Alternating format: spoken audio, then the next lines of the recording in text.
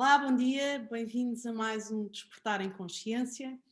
Hoje eu tenho o prazer de ter dois convidados para falarmos sobre o trabalho de voluntário, que é um trabalho tão importante nos dias que correm, com tantas pessoas a passarem dificuldades nas mais variadas áreas do país.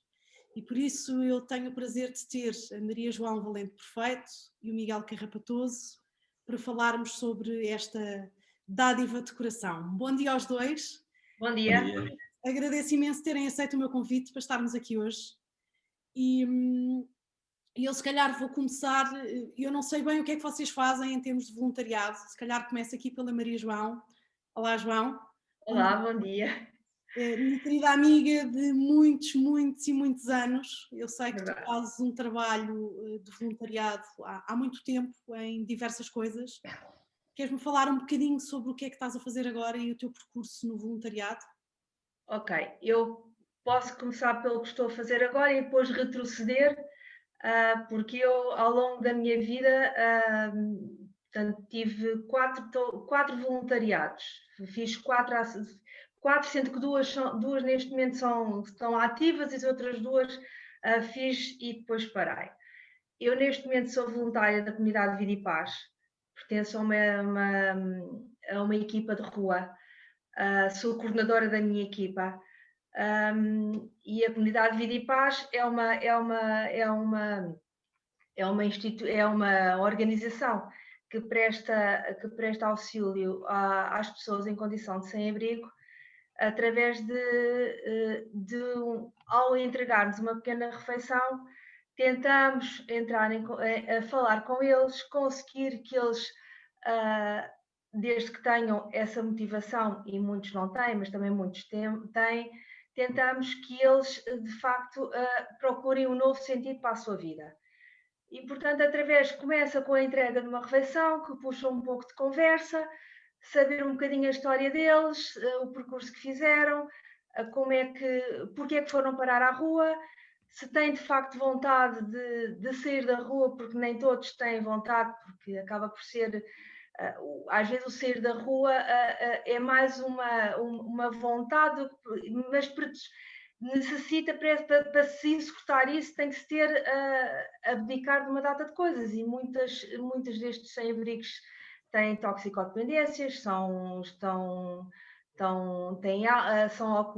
constantemente agarrados ao vinho, o pouco dinheiro que angariam é para vinhos, e portanto, e muitas vezes, embora tenham um desejo de facto de sair da rua, depois os vícios puxam para outro sentido, porque acaba por ser quando se sai da rua e quando eles são encaminhados para as nossas quintas, temos umas quintas onde fazem a desintoxicação e são comunidades terapêuticas, obriga-os a uma data de regras às quais eles não estão habituados, porque na rua acabam por ser pessoas livres.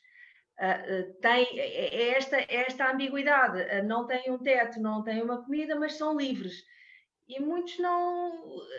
Dar esse passo nem sempre é fácil. E, portanto, eu pertenço às equipas de rua e faço de 15 em 15 dias, e é uma coisa que eu gosto imenso de fazer. Muitas vezes é um murro no estômago, muitas vezes chegamos a casa e damos graças a Deus porque temos uma cama, porque temos um lar, temos comida na mesa, porque nós muitas vezes não damos importância, e eu falo por mim, eu nem sempre dou grande importância, ou não dava grande importância ao facto de ter o que tenho, graças a Deus. E depois, quando nós vimos pessoas que estão desempregadas e que deixaram de ter dinheiro para pagar a renda e tiveram que ir para a rua, pessoas que de repente ficaram sem apoio familiar e não têm meio de subsistência, e pensar que, de facto, enquanto eu pôs a cabeça na almofada e tenho uma cama quente, há pessoas que não o têm, isto às vezes é um murro no estômago e é uma coisa complicada de digerir. Desculpa me interromper, João. A comunidade de Vida e Paz aparece-te há quanto tempo? Há quanto tempo é que fazes isso? A mim, desde 2016. Okay. 2016. Era uma coisa que eu já queria fazer há imenso tempo, porque, aliás, o meu percurso começou nesta área de voluntariado. Comecei no CASA, aqui em Cascais, e também era uma coisa semelhante. Uma coisa semelhante, ou seja, o objetivo era o mesmo, ir ao encontro das pessoas sem abrigo. Só que era uma coisa semanal e não quinzenal, e depois a logística era totalmente diferente. Enquanto que nós na comunidade Vida e Paz temos uma carrinha, nós temos uns benfeitores que nos apoiam, que apoiam a comunidade Vida e Paz. No CASA, portanto, vou-me reportar a 2012, que eu não sei como é que o CASA de Cascais agora está. Em 2012 a coisa processava-se de forma diferente. Nós encontrávamos, tínhamos uma equipa semanal, encontrávamos, íamos aos fornecedores do CASA, que eram restaurantes, o hotel na altura era o Hotel Miragem, o Hotel Bahia, íamos buscar as refeições e depois nós, no nosso carro, e depois nós arranjámos um ponto onde tínhamos que fazer uma distribuição das refeições. Sabíamos mais ou menos, apoiávamos umas quantas famílias, portanto íamos à casa dessas famílias que normalmente ficavam ou em bairros sociais, nem todos, mas a maior parte era em bairros sociais, e tínhamos que pensar que temos uma família de 4, temos que destinar o frango assado para estes 4. Agora temos uma dose de feijoada, fica bom para aquilo. E, portanto, a coisa funcionava dessa forma. E o que é que se passou? A equipa foi cada vez ficando mais pequena e, portanto, era todas as semanas, e tornou-se uma coisa muito cansativa e eu acabei por parar. Porque esta vantagem da Vida e Paz tem a vantagem que é de propósito, as equipas funcionam de 15 em 15 dias, exatamente para nós naquela noite estamos de facto empenhados e muitas vezes no dia a seguir, porque nós fazemos um relatório sobre o que é que se passou nessa noite para transmitir para a equipa do dia seguinte, mas temos um tempo de nos largarmos do que se passou e, portanto, temos para também não trazer sempre para casa os problemas, que são os problemas reais, mas acabamos por ter um afastamento de 15 dias da situação e depois voltamos. E como nós vamos sempre de 15 em 15 dias, e conseguimos ter uma relação com os PSAs, que são as pessoas em situação sem abrigo, acaba por ser até mais motivante do que ser todas as semanas, porque todas as semanas o que se passava é que às tantas era um cansaço, porque era sempre, não havia descanso. E aqui há uma pausa para pensarmos, para refletirmos um bocadinho, depois desligamos, 15 dias depois recomeçamos. E funciona muitíssimo bem. E é uma organização muitíssimo bem estruturada e que depois tem o seguimento, não é? A parte eu estou na parte da rua, depois isto nós encaminhamos, depois vem uma equipa técnica de rua e depois são feitos os encaminhamentos e depois isto já passa para outro estádio que já não é o meu. Ok. Mas é assim que nós funcionamos. Boa. Querida, agora vou passar um bocadinho aqui a palavra ao Miguel. Claro. Miguel, a tua experiência como voluntário é um pouco, daquilo que eu sei, é um pouco diferente daquela da Maria João. Conta-nos um bocado o que é que tu fazes como voluntariado. Sim, é um bocadinho diferente, porque também é mais em termos de missão, dizendo assim. A última coisa que eu fiz, que ainda estou a digerir, foi agora em janeiro e fevereiro, que é um projeto chamado Convidas, que envia voluntários para os lares que estão com surtos de Covid em Portugal. Isto foi um projeto criado por uma amiga minha que, desde o ano passado, quando surgiu os primeiros casos de Covid em lares, e nunca consegui fazer, e agora tive a sorte de ter férias e poder ir. E no fundo, o que é ir para um lar durante 8 dias e substituir estes auxiliares e estes enfermeiros que estão com Covid. É uma experiência muito, muito dura, porque é uma realidade que nós vemos nas notícias, mas que nós não conhecemos, e no fundo acho que foi o voluntariado mais intenso e cru e difícil que eu fiz, porque é ver estes velhinhos no fim da vida, isolados desde março, que não veem as famílias, que não veem ninguém, que estão fechados nos quartos em isolamento durante 22 dias. E portanto este foi o último voluntariado que eu fiz, foi Convidas, que convido toda a gente a ir ver um bocadinho. que espero que esteja a acabar, porque graças a Deus os lares já estão a ser quase todos vacinados e por isso esta ajuda já não vai ser precisa, mas são 8 dias, 16, porque fiz 2 missões, vim para casa uns dias e depois voltei para outro sítio.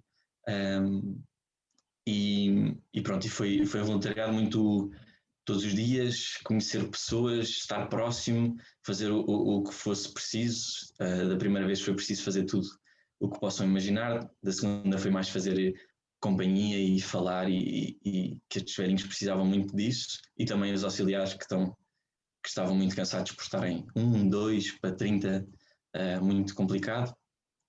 E este foi assim a última coisa que eu fiz e que espero que não, mas se houver essa necessidade, espero voltar mais uma vez para fazer. E depois tenho 2 projetos contínuos desde 2016 na minha vida. Um deles é o Pegadas, que além de ser um campo de férias para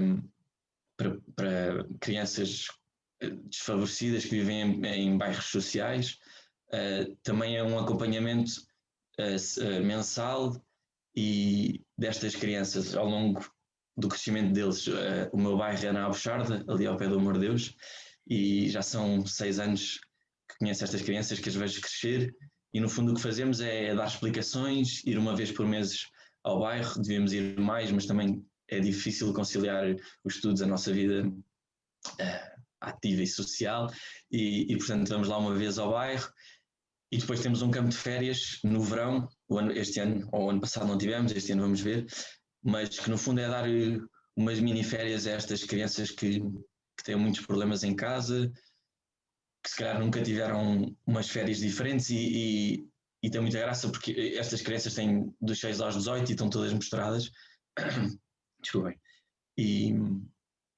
E é giro ver cada ano, desde 2016, imaginem até 2021, ver um miúdo que agora é quase um homem, crescer e saber que nós temos uma parte ativa na educação ou no crescimento deles, graças, nem que seja umas palhaçadas que fazemos durante as férias. E pronto, mais uma vez, são coisas muito... É uma semana muito intensa, que sempre 24 horas com os miúdos, e depois acaba. Mas nós no Pegadas gostamos de manter esta chama viva e ir o máximo possível lá e falar o máximo possível com eles e acompanhá-los. E depois também faço parte desde 2016 da Missão País, que é um projeto de universitários, que hoje em dia somos 3.600, ou se calhar este ano já fomos mais, e que muita gente não tem conhecimento, mas de repente são 3.600 pessoas a ir por Portugal inteiro, para aldeias, para cidades, para vilas, fazer uma semana de voluntariado. E esta semana é diferente em todas as cidades, em todas as aldeias, porque as necessidades são diferentes, mas a base é ir para Almeirim, por exemplo, como eu fui 3 anos, ir para os lares, para as escolas, para os centros de deficiência, porta a porta, ou seja, ir bater de porta em porta na cidade de Almeirim, que é enorme e que se calhar não batemos em todas as portas, mas ir fazer uma companhia diferente a estas pessoas que se calhar não estão em lares, não estão numa aldeia isolada no norte do país, mas estão em cidades e muitas vezes estão sozinhas e as pessoas não sabem. E, portanto, é um voluntariado também de uma semana em que vamos com pessoas da nossa faculdade para estes sítios, e é muito bom em 2 aspectos. O primeiro, cria-se uma ligação com as pessoas que se calhar não conhecemos da nossa faculdade, que se podem ser da mesma turma que nós, e criamos ligações que duram durante muito tempo. Os meus grandes amigos são dessa altura, dessas experiências que nos marcam à séria, e depois sentimos que podemos fazer a diferença em sítios que são, como aqui, houve Missão País, por exemplo, em Alcabideche, não é? E para mim Alcabideche é 5 minutos de minha casa, e eu pensava que não era preciso ajuda, e afinal era preciso, nem que seja para uma pessoa. E portanto, mais uma vez, é um voluntariado de uma semana, muito intenso, com muitos sentimentos, sentir que queremos ficar lá para sempre e mudar o mundo, e muitas vezes não é possível, mas são 5 anos que me deram muitas alegrias, muitas frustrações também, porque ver o estado dos lares das pessoas velhinhas esquecidas, custa muito, mas pronto, é um projeto que eu hei de largar, provavelmente este ano, o Pegadas também, mas que eu irei sempre acompanhar e que me trouxe esta vontade de fazer mais. Ou seja, eu comecei a Missão País e Pegadas com 18 anos, não sabia bem o que era fazer voluntariado, mas ensinou-me a querer mais e a querer sair de casa e fazer, não só ir viajar e fazer as coisas que se calhar os jovens querem, acho que ainda me considero um jovem, mas marcar a diferença nem que seja numa rua. E pronto, portanto é um bocadinho diferente, mas a base eu acho que é a mesma, o sentimento é o mesmo. Eu acho que a base acaba por ser, eu falo por mim, o facto de ter começado, quer dizer, eu comecei com o Banco Alimentar, e o Banco Alimentar é uma coisa super simples, é dar um saco. Eu comecei o Banco Alimentar para aí há 20 e tal anos, 20, 30, não tenho ideia há quantos anos é que foi, era uma coisa super simples, que era só dar o saco e perguntar, não quero ajudar, quero contribuir para o Banco Alimentar, a coisa começou aí, mas de facto eu também achei que era pouco. Era pouco, mas depois a nossa vida, portanto, no meu caso, filhos, casa, a coisa não era fácil de gerir, não havia tempo, miúdas pequenas e não havia tempo para isso tudo. E, portanto, o Banco Alimentar foi uma coisa que se foi fazendo durante 2 vezes ao ano, maio e dezembro, mas não pude integrar em mais nada. Depois a vida deu uma oportunidade, de facto, de ter um bocadinho mais de tempo livre e de me dedicar, tal como eu te disse, comecei primeiro pelo casa. Depois ainda tenho outro voluntariado, também está ativo, que eu depois já vou falar sobre ele. E nós temos vontade, no fundo, é como o Miguel diz. Eu acho que quando se começa, não se consegue parar, mas sente-se sempre vontade de ajudar. Porque muitas, e não sei se isto passa com toda a gente, mas eu acho que todos os voluntários que eu conheço têm essa vontade, porque quando nós estamos a fazer o voluntariado, o do Miguel é espetacular, era uma coisa que eu gostava imenso, era tratar de velhinhos. Eu tive uma experiência com a minha avó, ajudei os meus pais a tratar a minha avó uma data de anos, e a minha avó era uma pessoa super acarinhada, muito amada, e não gostava nada de tratar, e era uma pessoa que se sentiu sempre amada, mas faz-me imensa pena pensar que há pessoas que estão nos lares, pessoas que estão na cidade, como o Miguel falou, em uma cidade grande e que estão super isoladas, e acho que a palavra amiga, a ajuda, é uma coisa simples, mas que tem um efeito enorme.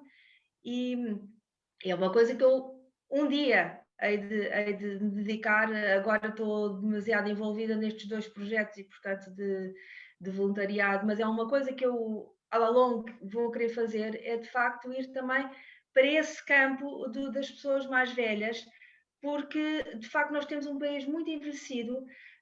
Muita gente não tem condições para ter os pais em casa e opta por pô-los no lar. Há lares ótimos, mas também há lares que não são tão bons como isso e que as pessoas se sentem abandonadas. E de facto, imagino que agora com o Covid, as pessoas que estavam habituadas a ter visitas, a ficarem uma data de tempo sem visitas, deve ser uma tristeza. Portanto, Miguel, eu acho fabuloso esse apoio de substituição dos auxiliares no lar. Acho isso fantástico e era uma coisa que eu não me importaria nada e que estou muito receptiva a um dia fazer uma coisa. Não sei se aceitam pessoas da minha idade, se é só para gente nova, mas é uma coisa que eu estaria muito receptiva de fazer, porque é uma área que me interessa imenso, exatamente por isso. Porque quando nós ficamos mais velhos, sentimos a necessidade de ter apoio, e muita gente não tem esse apoio.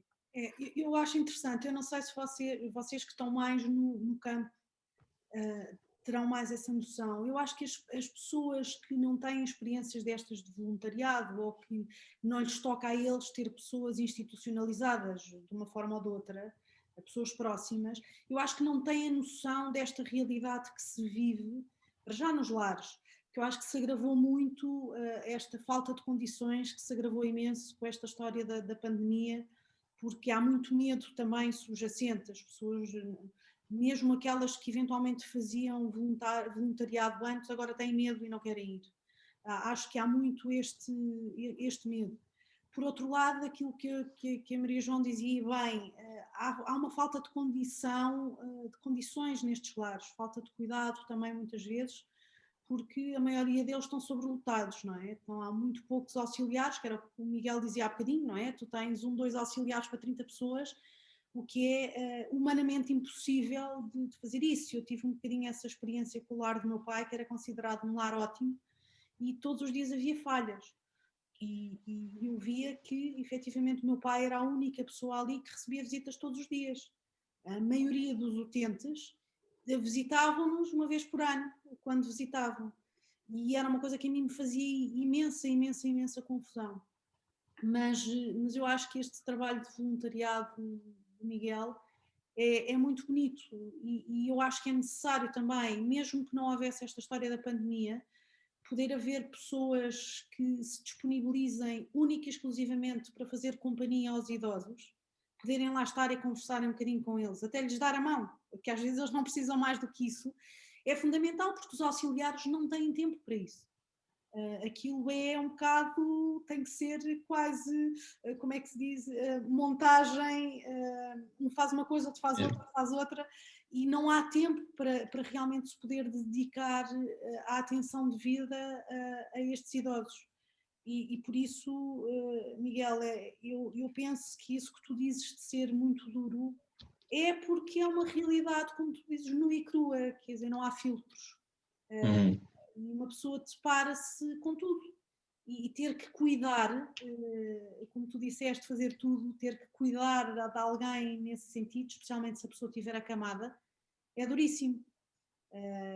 E eu acho que ter essa consciência na tua idade, por um lado é muito bom, por outro lado também é preciso tempo depois para digerir esse impacto.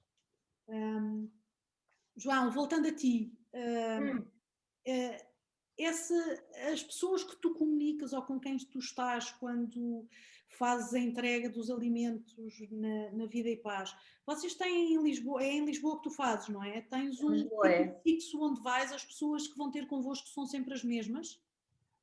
É assim, a comunidade Vida e Paz tem 4 voltas que circulam por Lisboa. São percursos fixos e normalmente as pessoas que beneficiam das nossas refeições estão nos pontos já pré-definidos. Portanto, a nossa volta, nós funcionamos 365 dias ao ano, sem interrupções, incluindo o fim de ano, o Natal, não há interrupções, estamos sempre. Na altura da pandemia, quando isto começou, em março de 2020, nós fomos a única instituição que esteve na rua. Mais nenhuma instituição esteve. Portanto, nós apanhámos muito mais gente, porque restaurantes fechados, muitos são arrumadores durante o dia, arrumam carros, deixou de haver esse dinheiro, portanto, apanhámos muita gente com fome. Muita gente a dizer que não comiam desde ontem. E é de facto um murro no estômago, uma pessoa, quando vamos entregar o saco, dizer-nos dê mais um porque eu não como desde ontem. Uma pessoa pensa, ok, mais um saco, damos e pensamos, bolas. O ano passado tivemos, como os colégios fecharam, tivemos refeições quentes, porque houve uma instituição que estava a funcionar e que nos cedeu refeições quentes. E, portanto, tivemos essa mais-valia para eles. Habitualmente não é uma refeição quente, é um saco com uma ceia. Mas tivemos essa ajuda que, de facto, os consolou um bocadinho.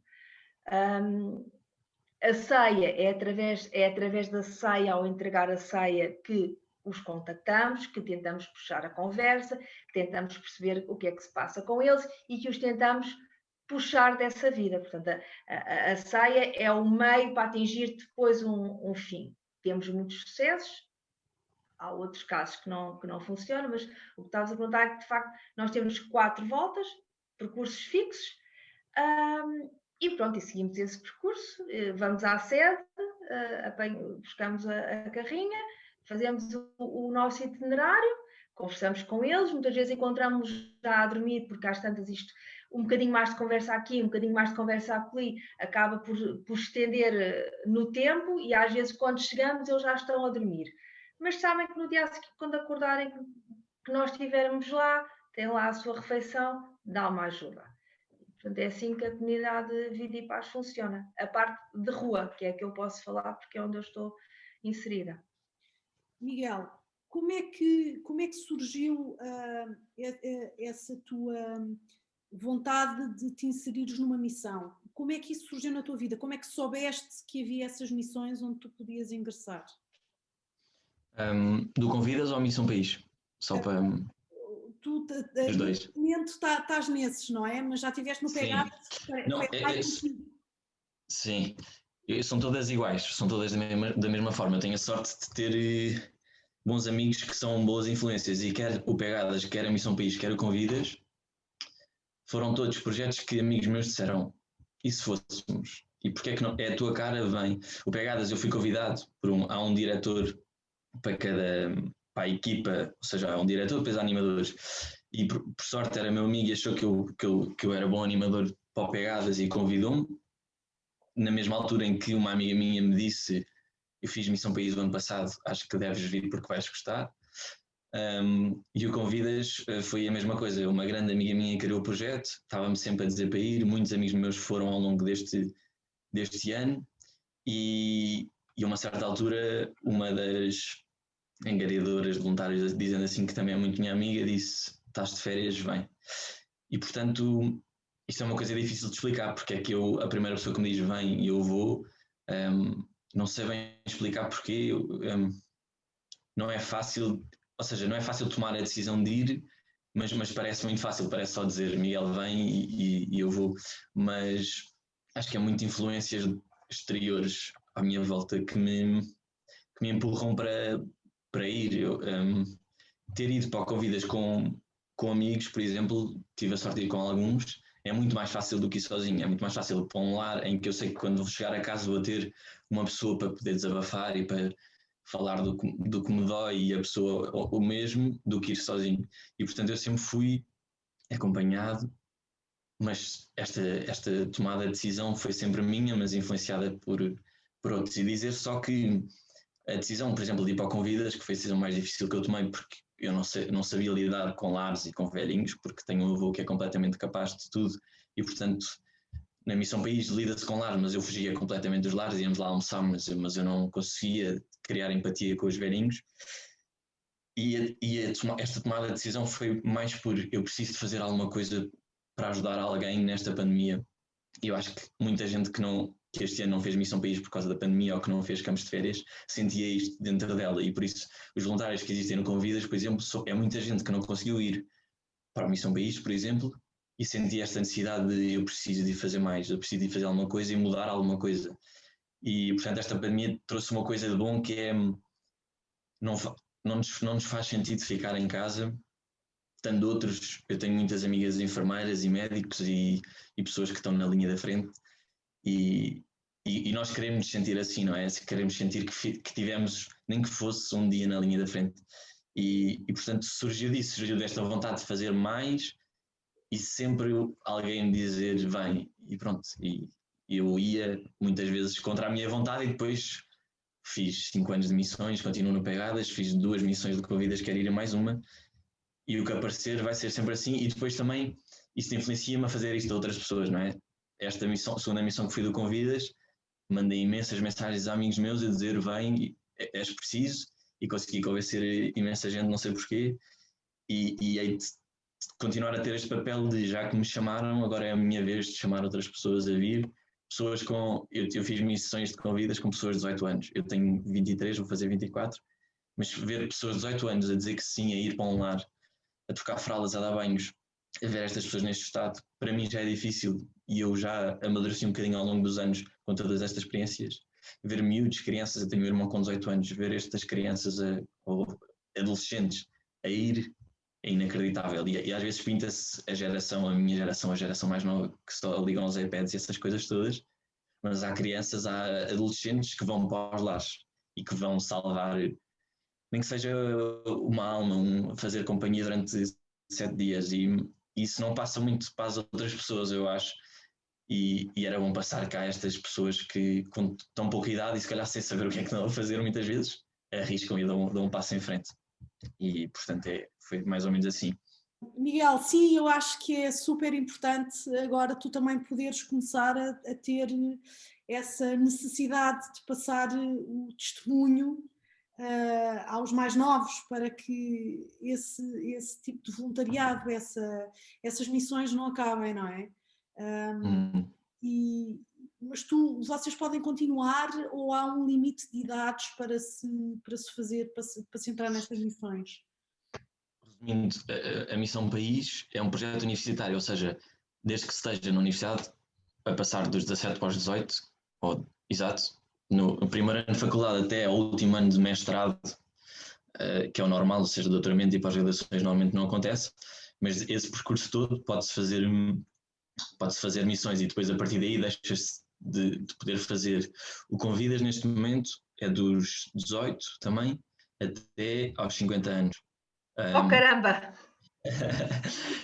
É um projeto maioritariamente com jovens, porque estamos de férias ou estamos sem aulas, essas coisas todas, mas sei que já houve muitos voluntários mais velhos do que o normal, entre os 20 e os 25, mas também mais velhos. E o Pegadas também é um caminho que acaba porque a nossa disponibilidade no verão deixa de existir quando começamos a trabalhar, não é? Portanto, este vai ser o meu último ano, porque quando está a trabalhar para o ano, e por isso é isso também dos 18 aos 24, normalmente é por aí. Portanto, são tudo coisas que estão ligadas à nossa vida universitária e um bocadinho mais livre do que pessoas que estão a trabalhar e que não têm tanta disponibilidade ao longo do ano. Olha, é interessante que tu digas isso, porque o trabalho que eu tive mais próximo de voluntariado foi como escoteira, e como chefe de escoteiros, porque eu tinha uma data de miúdos a meu cargo e inclusivamente também tive o privilégio do tempo que vivi em Macau de fundar um agrupamento de escoteiros que ainda existe. E eu lembro-me da dificuldade, quando comecei a trabalhar, de ter tempo e disponibilidade porque há um trabalho anterior às reuniões de fim de semana com estas crianças. E eu lembro-me que, efetivamente, a ideia, por exemplo, em Macau, de se criar um agrupamento de escoteiros, foi exatamente para arranjar uma alternativa para aqueles jovens todos que não tinham nada que fazer aos fins de semana. E já havia um problema muito grande em termos de droga e em termos de depressões e de uma série de outras questões daqueles jovens, e que realmente o agrupamento que nós criámos, que ao fim de um ano tinha 140 jovens, dos 6 aos 18 anos, foi realmente também uma forma que nós encontráramos em termos sociais de fazer a diferença. E por isso vale o que vale, mas foi o que eu tive mais próximo de voluntariado, porque nós, no fundo, dávamos o nosso tempo, a nossa ajuda a estas crianças, e fiz isso durante 10 anos, e também era uma coisa que eu gostava imenso, mas depois deixei de ter disponibilidade. João, eu tenho ideia que no nosso tempo de faculdade, ou eu não estava atenta, mas eu tenho ideia que isto no nosso tempo de faculdade não havia nada disto. Não. Portanto, eu acho ótimo que haja hoje em dia, porque é uma mais-valia para pessoas como o Miguel que começaram e que gostam e que eventualmente continuarão noutro tipo de voluntariado, e também para pôr pessoas em contacto com diversas áreas com os quais nunca pensaram em estar, porque no fundo o voluntariado também acaba por nos abrir portas para sairmos um bocadinho da nossa zona de conforto e do que estamos habituados a fazer e ir para outro tipo de situações. E eu tenho ideia que no nosso tempo que não havia nada. Não, aquilo que havia, e que aí eu tiro o chapéu à Igreja enquanto instituição, sempre foram os grandes... A Cáritas. Sim, mas a Igreja enquanto instituição, sempre foi o grande motor de voluntariado, da ajuda aos mais necessitados, com uma série de coisas. Não havia, no nosso tempo, acho que não havia nenhumas ações destas. O que é que eu me lembro de haver e que muitos amigos meus faziam? Ali na Fundação O Século, em São Pedro de Estoril, que se faziam os campos de férias, como o Nico estava a dizer, crianças desfavorecidas, muitas delas que vinham de bairros sociais ou algumas delas até de zonas do país em que nunca tinham visto o mar. E nós temos amigos em comum que todos os verões se davam como voluntários, por exemplo, ali na Fundação O Século. Por isso penso eu que era aquilo que havia, mas tenho a certeza que havia coisas, nós simplesmente é que não sabíamos, mas estas ações para universitários é que eu acho que pelo menos não havia de uma forma tão ativa, não é? Sim. Pois a Missão País existe há 18 anos, faz este ano 18 anos, já há algum tempo. Mas...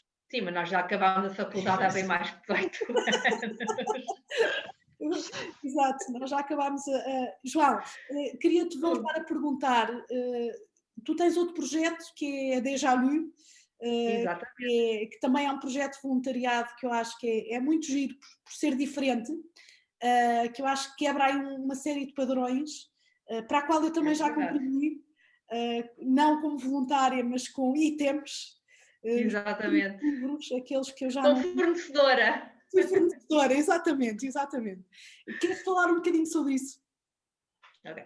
Este meu voluntariado, que está neste momento, por causa da pandemia, está parado, é um voluntário invisível, ou seja, a minha função não é uma coisa muito visível. Deixa-me só fazer aqui uma introdução. Portanto, a Déjà Lu é uma livraria que vende livros já lidos. Isto começou com um blog onde se faziam leilões de livros já lidos, e às tantas já havia tantos livros que a minha amiga Francisca decidiu, por que não fazermos isto em vez de ser via blog, porque não abrirmos de facto termos hipótese de abrir uma livraria e vender estes livros. E juntamente portanto foi a minha amiga Francisca Prieto, juntamente com a Maria Faria de Carvalho, conseguiram, através da Câmara de Cascais e da Pousada de Cascais, da Cidadela, abrir uma livraria. Uma coisa importante que eu esqueci de dizer anteriormente, portanto, esta venda de livros online, os lucros revertiam todos para a Associação Portuguesa de Trissomia 21, portadores de Trissomia 21. E depois abriu-se a livraria fez agora 6 anos, e os lucros continuam a reverter na sua totalidade para a Associação Portuguesa de Portadores de Trissomia 21 e também para a Associação de Pais 21. E, portanto, isto funciona como? Isto funciona com doações de livros em bom estado, livros já lidos, em que as pessoas muitas vezes têm os livros em casa e não sabem o que é que vão fazer aos livros, porque já não lhes apetece ler mais, porque não têm espaço, e então nós funcionamos através de livros doados. E depois os livros são vendidos e, portanto, como eu disse, o dinheiro reverte para estas duas instituições. Porquê que o meu voluntariado é invisível? Porque eu sou a diretora de recursos humanos, digamos. Nós funcionamos apenas com voluntários, portanto, temos voluntários que funcionam por turnos, portanto, em situações normais, a livraria está aberta de terça a domingo, e eu organizo os turnos do fim de semana. Portanto, temos uma base de voluntários, pessoas que gostam de livros, que também querem fazer o seu voluntariado junto dos livros, e, portanto, temos uns voluntários e eu, como não sou perita em Excel, que eu sei que há programas que fazem estas coisas, eu faço à mão. Portanto, tenho uma lista, as pessoas dizem qual é que é as disponibilidades. Eu posso sábados todos os dias das X às X e eu posso aos domingos das X às X. E, portanto, eu organizo, no mês anterior, organizo as escalas para um fim de semana. E, portanto, funcionamos assim só com voluntários. Portanto, é um voluntário menos visível, mas dá bastante trabalho. Dá bastante trabalho fazer esta organização de gestão e depois às tantas um voluntário na vez diz, não posso, surgiu um impedimento, lá andou aqui à procura, ver quem é que pode, mas conseguimos sempre salvar a honra do convento e a livraria esteve sempre aberta. Agora estamos fechados, portanto, por causa da pandemia, apenas fazemos vendas online e, se Deus quiser isto, quando retomar, lá volto eu às escalas e lá volto eu a pôr aqui as pessoas a trabalhar e as pessoas gostam imenso. Gostam imenso, lá está, também apanhámos pessoas que nunca tinham feito voluntariado e experimentaram junto de uma coisa que gostavam, que era livros, e portanto resultou muito bem. Fizemos este ano 6 anos, portanto, a Deja Luz está de parabéns, porque de facto temos tido bons resultados ao longo destes 6 anos. E é uma honra também fazer parte deste projeto dos livros, também é muito giro. Miguel, qual é que foi a história destes anos todos de voluntariado? Certamente que has de ter muitas, mas qual é que foi a história ou a pessoa ou a situação que mais te marcou? Pois é, são muitas. É que posso dizer que me marcou mais recentemente.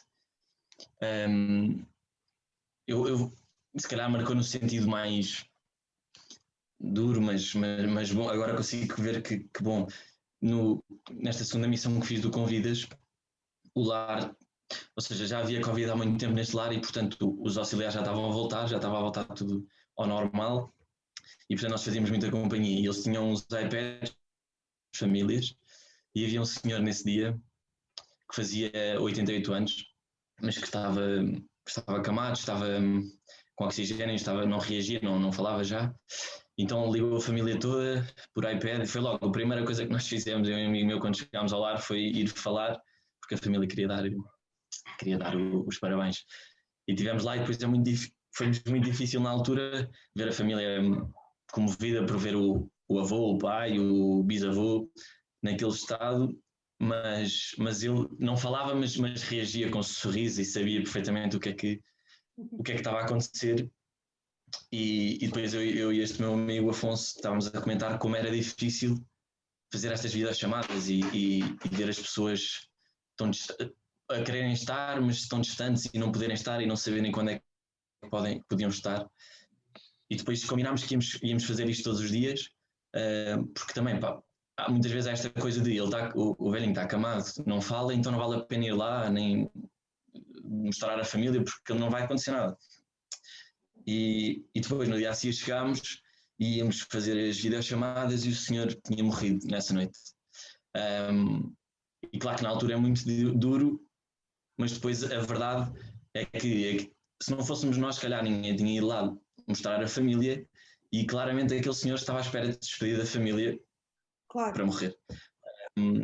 E portanto esta história marcou-me muito porque no momento é que difícil que é perceber isto, ver a família feliz por estar a ver o avô ou o bisavô que não via há tanto tempo e de repente aquela pessoa morrer, não sei porquê, claro que não é uma decisão, mas claramente nós termos ido lá e ter proporcionado aquele momento, se calhar foi uma levada de ar fresco do género, agora eu posso ir, agora... E portanto isto marcou muito e todas as videochamadas que nós fizemos nesta semana marcaram muito, porque às vezes isto fez com que se calhar as pessoas percebessem que os seus pais ou que os seus avós estavam isolados e se calhar agora vão começar a visitar muito mais do que visitavam antes, porque não podendo ir cria uma vontade ainda maior e se calhar a pandemia também foi bom neste sentido de perceber que não falar com a minha avó todas as semanas faz com que ela envelheça cada dia mais e cada dia tenha menos vontade de viver e isso existe muito nestes velhos, infelizmente, esta vontade de morrer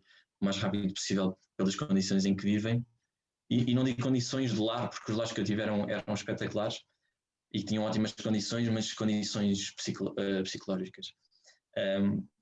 E portanto esta história marcou muito e toda a interação com os velhinhos marcou muito. Eu vou contar só uma muito, muito rápida de um casal casados há 65 anos, que para mim eu achava que já não existiam, era a boda de Loria que acabava. e ela muito, muito, muito comunicativa e com uma ótima cabeça, e ele num estado muito, muito degradado e que já não falava quase e que não ouvia. E ele todos os dias ia para o quarto dela com muita dificuldade e ficavam um dia inteiro sentados um à frente do outro, almoçavam e jantavam no quarto, estavam isolados, e porque dormiam em quartos separados, e ficavam o dia inteiro um ao lado do outro sem falar, só olhar um para o outro.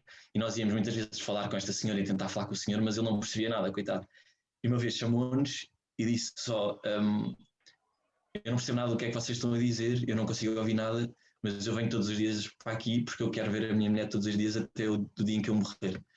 E portanto esta demonstração de amor que ainda existe com 90 anos e com 65 anos de casado também é outro exemplo que se calhar para muitos de nós o casamento é uma coisa estranha, e foi ver este amor verdadeiro com 65 anos de casado foi muito intenso e muito bom, porque no fundo ele está lá todos os dias só para vê-la, e isso marcou muito também.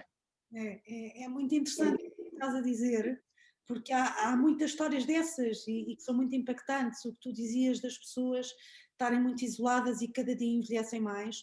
Há relatos de pessoas que estão o dia inteiro à espera que anoiteça para se poderem ir deitar. Não têm nada para fazer. E realmente há sítios onde as pessoas, mesmo na cidade, estão sós, estão isolados, estão em andares que não têm sequer elevador, logo às tantas já não saem à rua, idosos que passam fome, passam frio, passam imensas privações, não têm dinheiro. Há pessoas que ou têm dinheiro ao final do mês para comer ou para comprar os medicamentos que precisam. E por isso, e também há muitas famílias que não estão nem aí, não é? Isso que tu dizias, é bom que as pessoas tomem consciência que a nossa presença, mesmo que seja 10 minutos, um quarto de hora, é mais importante do que nem sequer irmos. E por isso tu ainda tens pais jovens, mas tanto eu como a João já não, porque nós também somos velhinhas, não, estou a brincar. Nós já somos velhinhas. Mas sim, porque o Miguel podia ser nosso filho, não é? Podia ser nosso filho, sim senhora. Nosso filho, e no fundo nós temos esta consciência que efetivamente há algum dia esta decadência física e até mental vai tocar-nos a todos, porque se nós tivermos o privilégio de vivermos até aos 80, 90 anos, certamente que também vamos precisar de alguns cuidados. E por isso é bom também haver uma camada jovem que tenha essa consciência, mas sobretudo que tenha esse respeito, porque eu acho que chegou a um ponto em que os idosos deixaram de ter a deferência que merecem ter. Até porque eu acho que há uma coisa que muita gente, eu acho que em todos, pode ser em todos, não especificamente numa geração, as pessoas esquecem-se que neste momento as pessoas que têm 80 anos ou que têm 90 já tiveram 40, já tiveram 30, já mudaram fraldas, já tomaram conta de nós, tiveram um papel importante na sociedade, se não trabalharam, tomaram conta de nós, tiveram outro tipo de intervenção. E o que me assusta, especialmente nos velhotes, é as pessoas pensarem: ok, está velhote, vai ali para o lar e vou vê-lo de vez em quando, mas as pessoas esquecem-se que nós vamos todos a caminho disso. Sim. E, portanto, temos todo, no fundo é a lei do retorno, quer dizer, a mim não passaria pela cabeça destratar ou não visitar uma pessoa que estivesse no lar, porque um dia, se me acontecer o mesmo, quando eu for velhinha, eu vou querer ter as pessoas ao pé de mim, e é isso que me faz. É claro que depois isto daria pano para mangas, porque há sempre pessoas que não têm hipótese, que trabalham, que não podem, pronto. Excluindo isso tudo, mas pensando do ponto de vista humano, temos que pensar que os nossos pais, em tempos, foram pessoas sãs, com cabeça, que nos fizeram tanta coisa, e quando chegam a velhinhos, precisam de nós. Como nós, quando éramos pequenos, precisávamos dos nossos pais, os nossos pais precisam agora de nós. A coisa inverte-se um bocadinho. E nós temos que arranjar tempo para eles. Por mais que nos custe, por mais que isso interfira na nossa vida. E de facto este caso que o Miguel falou sobre, parecia que o senhor estava à espera da família para morrer descansado, e pelo menos a família teve essa satisfação de saber que pelo menos viu o pai, conseguiu ver o pai em vida, e depois o pai morreu tranquilo por tê-los visto a todos. E às vezes as pessoas esquecem-se desse pequeno pormenor, porque de facto isto é cíclico, nós crescemos, somos crianças, crescemos, vamos para velhotes, depois morremos, isto é assim, tem que ser de cima para baixo e de baixo para cima, que as pessoas às vezes esquecem desse facto. Mas eu acho que nos cabe a nós, enquanto pais, não é? Desta geração jovem, de darmos também esse exemplo. Porque claro. muitos não bebem isso no próprio seio da família. Quando tu vês a tua mãe ou o teu pai a destratar uma pessoa mais velha, a não cuidar, a não ter respeito, tu vais seguir o exemplo. Claro, reflete. Cabe-nos a nós, enquanto adultos, já não é? Na nossa meia-idade, de influenciarmos positivamente os nossos filhos e outros jovens para também terem consciência disto. É uma coisa que me parece a mim que está muito em falha. Não sei se concordas com aquilo que nós estamos a dizer, Miguel. Sim, claramente.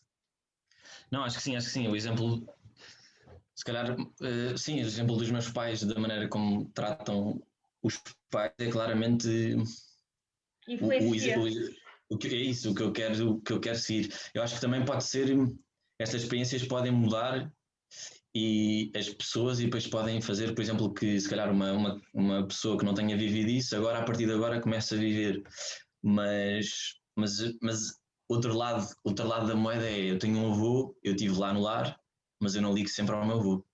E portanto, claro que é um cuidado diferente, mas ou seja, é uma coisa que eu tenho pensado ao longo deste tempo que voltei do Convidas, que é, o meu papel devia ser, o meu avô estar em casa e completamente são e tudo o que for possível para uma pessoa da sua idade, mas eu não vou lá sempre e se calhar isto faz com que estas experiências fazem com que eu tenha vontade de ir, eu vou lá uma vez por semana pelo menos, e portanto isto faz com que eu tenha vontade de ir mais e de cuidar e muitas vezes estando neste papel, isto é difícil dizer, mas eu acho que nós nunca vamos chegar, ou quase nunca vamos chegar ao estado de muita gente que eu conheci por diferentes estímulos que nós vivemos ao longo da vida. Ou seja, eu acho que é diferente uma pessoa que tenha vivido como nós, estimulada 24 horas por dia, que tenha tenha estado na escola, tenha viajado pelo mundo, isso tudo, e para uma pessoa que se calhar nasceu no campo e viveu no campo e vai morrer no campo, não é? E para mim isto era muito óbvio e agora é menos, porque a verdade é essa, nós todos caminhamos para a velhice e vamos ser todos velhos e se calhar com doenças e que fazem muito mal à cabeça. Mas eu estou a tentar perceber, e com estas pessoas do Convidas também, o que é que leva estas pessoas a de repente chegarem aos... Eu conheci pessoas de 60 anos nos lares, não é? E como é que é possível uma pessoa de 60 anos que só tem mais 10 anos que a minha mãe hoje em dia ou que o meu pai estar naquele estado e que para mim aquela pessoa tem 90, não é? Tem uma cabeça e uma vida de uma pessoa que já viveu tudo o que tinha para viver. E portanto ando neste limbo de será que eu vou chegar àquele estado, mas quando eu chegar eu tenho a certeza, ou eu gosto de ter a certeza que vou ser tratado da maneira que eu trato os meus pais e que trato o meu avô. Não sei, mas claramente estas experiências todas influenciam depois o nosso caminho como netos, como filhos e como bisnetos, já não tenho bisavós, mas um dia com pais, um dia com pais, incentivar este, vai um lar e claro, é horrível mandar uma criança ou uma pessoa de 18 anos para um lar e viver isto, porque é traumático, é mesmo traumático e é preciso muita maturidade também emocional para sair dali e não... Há histórias de voluntários que não aguentam, como é óbvio, não aguentam ver as pessoas naquele estado, é muito duro, mas eu acho que é necessário. Às vezes há muitos pais que têm muito medo de pôr os filhos em situações complicadas e onde é que o meu filho vai? Eu tenho uma mãe galinha, mas que não é bem isto. O que é bom de, ok, vai e depois tiras tu essas conclusões. E hoje em dia eu acho que há muitos pais, porque eu faço muitos campos de férias também, não para crianças desfavorecidas, mas campos de férias católicos, para crianças de todo lado de Lisboa, e os pais têm muito medo de deixar os filhos ir, não é? Eu acho que é importante também, e eu espero ser um pai assim um dia, de, ok, se achas que o teu caminho é ir a um lar durante uma semana, vai. Se não correr bem, eu vou estar cá para ajudar no que for preciso. Se correr bem, ainda bem que foste, não é? E há muitas vezes os pais, tipo, não vou mandá-lo porque seria o meu filho ver um rabo de um velho, pronto, a verdade é esta, infelizmente, e portanto é isso, eu acho que cabe muito aos pais, cada vez tenho mais percebido isso, cabe muito aos pais largar os filhos e deixar os filhos ir e deixá-los seguir a sua vontade nestas situações, claro. Eu acho que é isso importante. Tu sabes que eu aqui, quando houve os incêndios de Pedrógão em 2017, não foi assim há tanto tempo, eu depois arranjei um grupo de voluntários, lá está, olha, até o trabalho voluntário que fiz, reunimos uma série de coisas, eu consegui que as pessoas também doassem dinheiro, com o qual nós comprámos uma série de itens que as pessoas precisavam, e fomos, um grupo de nós, fomos a Pedrógão e fomos diretamente ter com as pessoas, não deixámos as coisas nem câmaras nem nada disso, fomos diretamente ter com as pessoas, sabíamos o que é que as pessoas precisavam, porque há uma amiga minha que é de lá, e tanto eu como uma amiga nossa, que é a Susana, que o João também conhece, decidimos levar os nossos filhos. E aquilo para eles foi muito impactante, porque viram pessoas que ficaram sem nada, não é? As pessoas com as casas completamente queimadas, que não tinham nada. Pessoas que tinham a roupa que tinham no corpo, algumas delas, outras que tinham metade da casa queimada, outra metade que ainda se safava, e algumas delas completamente no limiar da pobreza. E foi muito interessante ver a interação destes dois miúdos, há 5 anos atrás, não é? A Carolina tinha 12, o Francisco tinha 13 ou 14, mas vê-los, que o papel deles foi abraçar as pessoas. Porque as pessoas diziam, estes meninos estão bonitos, deem cá um abracinho. E nenhum dos dois se coibiu de fazer isso. Eles podiam-se ter sentido pouco à vontade, mas não. Então eles estiveram lá no seu papel de dar os abracinhos e os beijinhos aos velhotes todos, porque a grande maioria eram pessoas idosas, não é? E foi muito interessante para eles. Eu sei que foi super impactante em termos emocionais, se depararem com esta realidade, mas ao mesmo tempo é muito importante os jovens perceberem que nem toda a gente tem o privilégio de viver numa casa boa, numa família equilibrada, de termos comida na mesa todos os dias, andar num bom colégio, de ter uma boa formação. É importante eles perceberem que há um outro lado também igualmente impactante nas nossas vidas e do qual é preciso ter consciência. Claro. Jovens e não só, porque eu também, como disse anteriormente, às vezes também custa muito, na minha idade, que eu já não sou propriamente uma jovem, também me custa muito às vezes olhar e ver a miséria nua e crua, e teres uma pessoa a pedir-te mais uma refeição porque não come desde ontem, portanto isto são 8 e tal, 9, 10 da noite, não come desde ontem.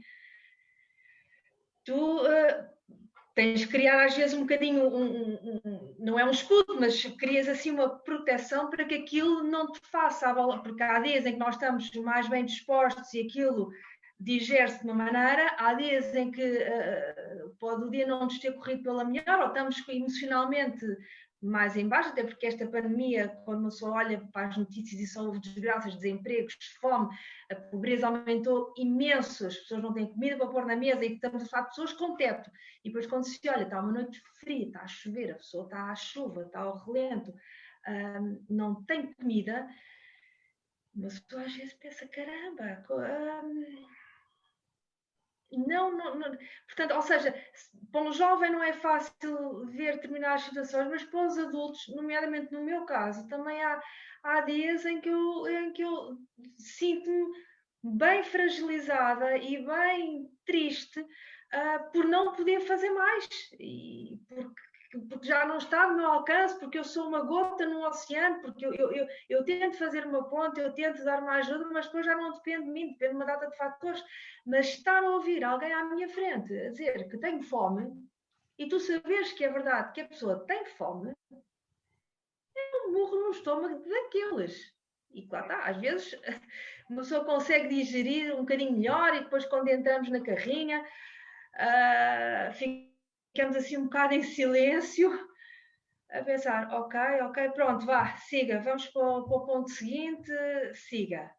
Mas também não...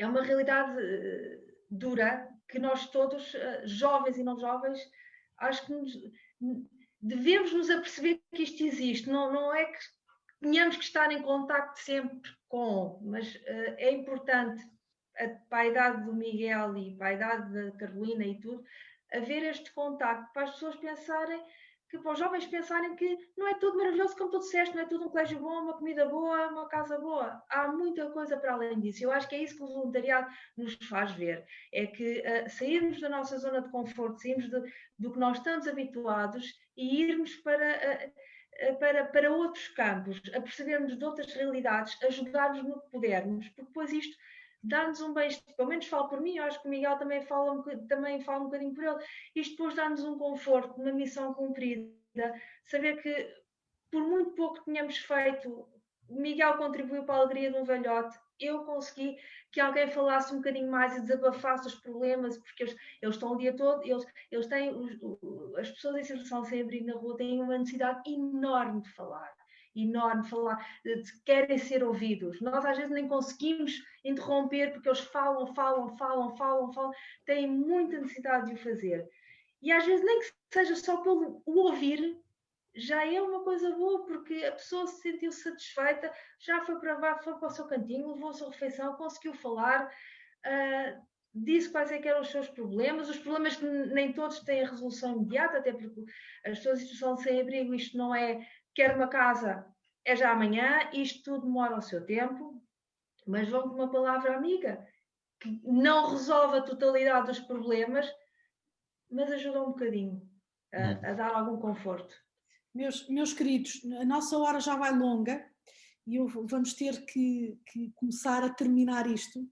E por isso eu começo por perguntar ao Miguel outra vez, vou-te passar a palavra. Que mensagem é que tu gostarias de deixar às pessoas que nos estão a ver e nos estão a ouvir? Estava a pensar nisso agora, por acaso. Isto é muito complicado, mas explicar. Mas o que eu estava a pensar era que, em primeiro lugar, o primeiro passo é sempre o mais difícil, o decidir fazer alguma coisa. E muitas vezes as pessoas acham que fazer voluntariado é ir mudar o mundo e mudar o que nós tivermos, o que nós conseguirmos. E o que me tem ajudado muito neste caminho, e que eu acho que pode ser bom pensar, é: se eu mudar uma coisinha que seja, já valeu a pena. Eu tenho plena consciência que não vou mudar nada, ou seja, não pegadas neste miúdos dos bairros sociais. Provavelmente eu não vou mudar a vida deles toda e vou fazer com que eles entrem na faculdade e que sejam pessoas que tenham uma vida longe das drogas ou do álcool ou do que seja que for. Mas se calhar vou fazer com que eles olhem para a mãe de maneira diferente e tratem-na de maneira diferente. E portanto o meu conselho é ir sem pensar muito e sem ter esta vontade enorme de querer mudar tudo. E depois, como a Patrícia estava a dizer, se calhar não procurar as coisas maiores, as organizações maiores e ir, se calhar vamos juntar uns amigos e vamos, sei lá, agora não tenho um exemplo concreto, mas vamos ajudar esta pessoa que precisa, nem que seja, vamos fazer companhia. Por exemplo, há um projeto que é o Vizinho Amigo, que eu aconselho, agora está parado, mas que eu aconselho a irem pesquisar, que no fundo era isso que no fundo é inscrever-se numa hora e ir à casa de um velhinho ou de uma velhinha, fazer companhia durante uma hora, lanchar com eles. E isto é uma hora da vida de uma pessoa e que pode fazer toda a diferença. Portanto, se calhar o meu conselho é fazer coisas pequeninas e coisas concretas, mas que saibam que vai fazer a diferença mesmo sendo pequenino, e isto é muito bom como pessoa, isto é muito egoísta. Eu sinto que faço estas coisas egoisticamente porque eu cresci imenso com isto e sei que recebi muito mais do que dei. Mas se calhar o voluntariado também é isso, não é ir um mês para Moçambique, é bater à porta do vizinho e dizer precisa de alguma coisa, precisa. E portanto eu acho que é isto. É o meu conselho. João, faço-te exatamente a mesma pergunta. Que mensagem é que tu gostarias de deixar às pessoas que nos estão a ver e nos estão a ouvir? Eu acho que o Miguel tirou-me praticamente as palavras todas da boca, porque de facto eu acho que é muito mais, nós recebemos muito ao dar pouco. Eu acho que de facto o voluntariado é uma experiência muitíssimo enriquecedora. Concordo que de facto muitas vezes é aqui ao nosso lado que temos pessoas que precisam de ajuda bem mais do que em instituições grandes. O primeiro passo, a partir do momento em que se dá o primeiro passo, eu acho que fica-se logo com a vontade de querer ajudar. É preciso dar o primeiro passo, mas também é preciso estar motivado, porque fazer voluntariado só porque é giro, porque é chique, Acho que isso não... O objetivo acaba... Claro que o objetivo acaba por ser... acaba por ter alguma finalidade, mas eu acho que o objetivo essencial do voluntariado, além de nós estarmos a ajudar quem precisa, é nós também termos esse retorno que depois nos faz sentir, quando pousamos a cabeça na almofada, sentimos que de facto foi uma gota, mas foi uma gota, não vamos mudar o mundo, mas conseguimos fazer um bocadinho melhor e conseguimos tornar a vida da pessoa tudo nada melhor. E aos poucos e poucos não é que vai ficar fantástica, mas conseguimos de facto fazer um bocadinho. E essa missão e essa satisfação de dever cumprido é muito importante e é muito enriquecedora e no meu caso faz-me não querer parar. E claro, também é preciso ter tempo, não é? A minha atividade da Dejalu ocupa-me ao final do dia. Portanto, agora neste momento estou em teletrabalho, mas habitualmente durante o horário laboral não consigo tratar dos assuntos, é ao final do dia, e a Vida e Paz é à noite, e portanto consigo organizar e também permite ter este tempo disponível.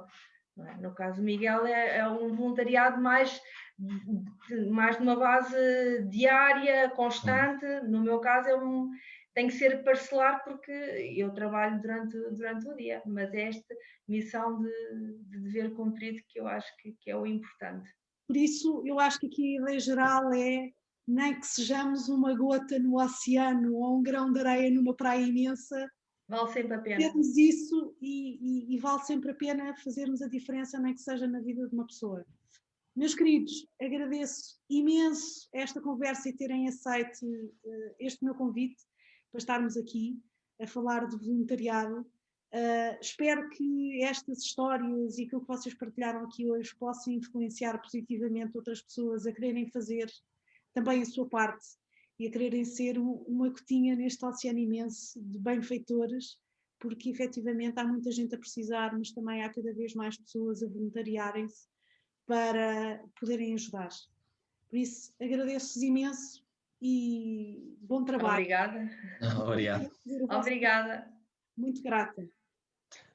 Até à próxima.